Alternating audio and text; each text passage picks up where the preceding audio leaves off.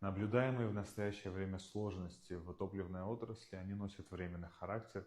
Правительством ежедневно ведется мониторинг текущей ситуации, предпринимаются все необходимые меры по взаимодействию с нашими российскими коллегами для того, чтобы максимально оперативно решать вопросы, связанные с отгрузкой и с продвижением топлива в Республику Абхазия.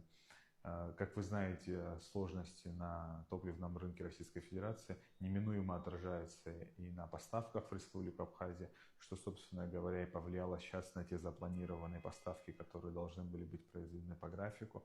Однако сегодня уже в Республику Абхазия поступает партия бензина в 400 тонн, также поступает партия дизельного топлива, и значительные объемы топлива в Республику Абхазия запланированы к поступлению в начале августа, что позволяет нам рассчитывать, что ситуация достаточно оперативно стабилизируется в ближайшее время. Вместе с тем, текущие сложности, которые сейчас наблюдаются в связи с отсутствием отдельных видов топлива на отдельных заправочных станциях, они носят временный характер. Просим граждан сохранять спокойствие и приобретать топливо в рамках тех потребностей, которые у них возникают. В августе в Абхазии мы традиционно видим повышенный спрос на потребление топлива. Это связано как с высоким туристическим сезоном, так и возросшим внутренним потреблением. На сегодняшний день мы наблюдаем очереди на АЗС, на некоторых АЗС в крупных городах и в районах. Это связано именно с этим фактором. Говорить о кризисе я бы не стал. Безусловно, имеют место некоторые перебои. Основанием для них являются логистические трудности в Российской Федерации и трудности вообще, связанные с ситуацией на топливном рынке в Российской Федерации, откуда мы получаем все объемы и бензинов, и дизельного топлива. Все необходимые объемы законтрактованы, за топливо заплачено. Мы ждем отгрузок, и отгрузки осуществляются. Иногда они вне графика, с опозданием там, на неделю, на несколько дней, но топливо все равно в республику поступает.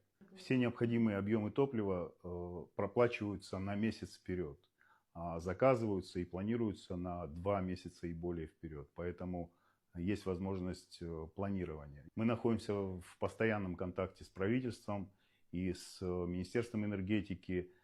Все остатки в ежедневном порядке подаются.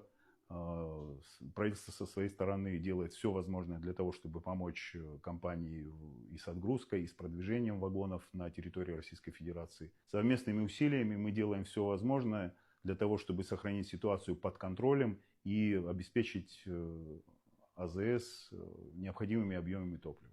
Поэтому я присоединяюсь к просьбе министра энергетики не создавать ажиотажный спрос, не паниковать. Топливо в любом случае будет, его хватит всем. Ограничения носят временный характер. Компания «Азид» на сегодняшний день испытывает небольшие сложности. Не все виды топлива есть в свободной реализации на наших автозаправочных станциях. Но со вчерашнего дня на всех АЗС компании «Азид» во всех районах в свободной продаже появилось дизельное топливо. Нами оплачены объемы топлива, необходимые для бесперебойной работы всех наших АЗС. Мы ожидаем отгрузок в ближайшее время в наш адрес. К сожалению, вы знаете, что есть ряд объективных сложностей на рынке Российской Федерации, на нефтеперерабатывающих заводах Российской Федерации, но во взаимодействии между нами, Министерством энергетики Республики Абхазия и профильными ведомствами в Российской Федерации ведется работа по скорейшей отгрузке топлива в адрес нашей компании в частности.